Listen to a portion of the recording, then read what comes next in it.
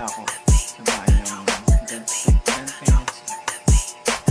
Bagong lipat na pala ako dito sa bahay ng grandparents ko. So, good morning. It's 5 AM in the morning. Kabangon ko lang. Bagong lipat na pala ako dito sa bahay ng grandparents ko. And as you can see, magulo pa. Wala pang bumbilya dito, electric fan or ano, etc. Gagawa natin ang paraan yan. So, ayan, maghahanda muna ako para sa morning jogging ko and workout and meditation dun sa labas. Yeah, tara. Ay, it's good in the hood. Good morning. Yeah.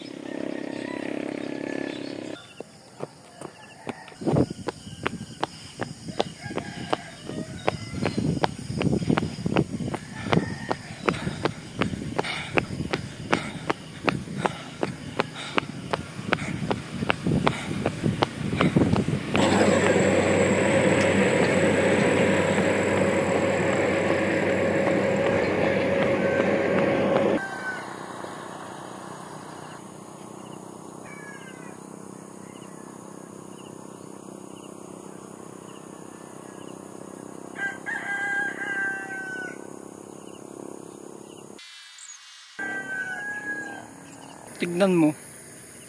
Sarap mabuhay, no? Yung tipong mga akala natin na parang wala na tayong magagawa sa mga sitwasyon na meron tayo. Pero yung pala, may bibigay pa pala yung Panginoon na mas magandang sitwasyon para sa atin. Masaya lang ako ngayon. And I am so grateful sa mga nangyayari ngayon. Kaya ini-enjoy ko tong moment talaga. Kung problemado, aayusin. Kung masaya, i-enjoyin. Ganun lang, rotation lang ng buhay. Just be grateful sa problemang dumarating sa'yo. Challenge yun ni Lord. And be grateful sa mga masasayang moment kasi reward yun ni Lord sa'yo. And be grateful kung sabay-sabay sila kasi pinapatatag ka lang ng Diyos. Just remember, be grateful sa lahat ng bagay na meron tayo. Hindi lahat ng pagkakataon lubog tayo ngayon. Darating yung araw natin, guys. Yan. Enjoying the moment, enjoying the peace. Balik buhay, probinsya na tayo talaga.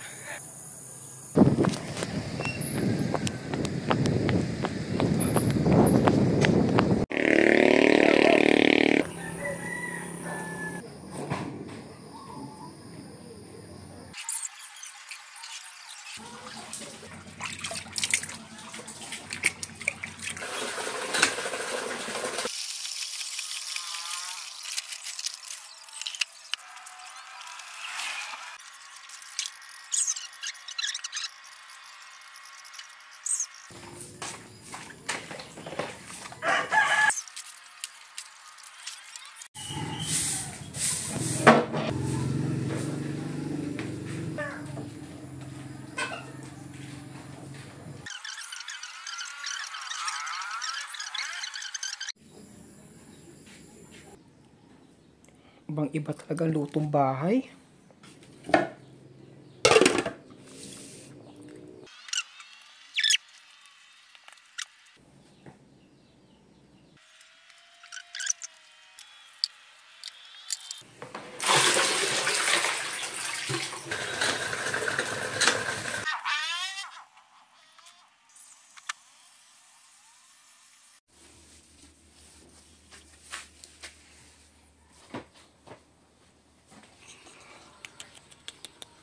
Next ganito, pitukahan yung tanang bilog mo.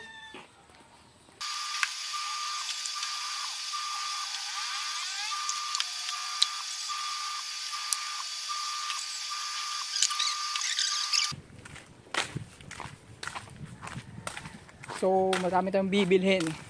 Mga gamit. Para sa kwarto, para sa pyesa ng motor, at para sa farming natin. Yan talaga ang buhay dito. Pag wala kang pera, hindi ka naman mamamatay. Pero maghihirap ka.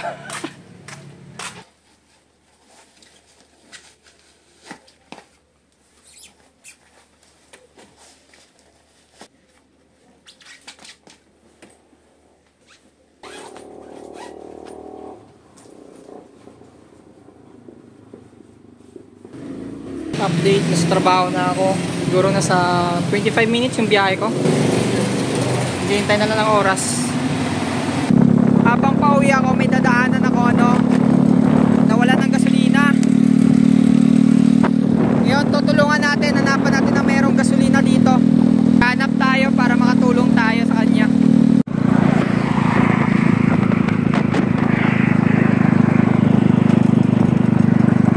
Pauwi na ako.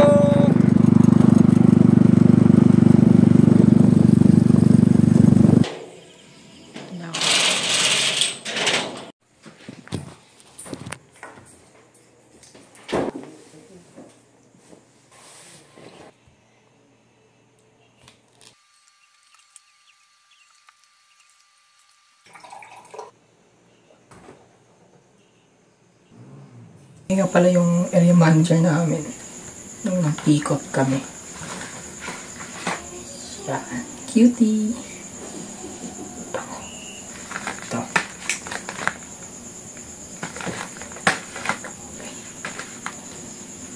Sana, yun lang.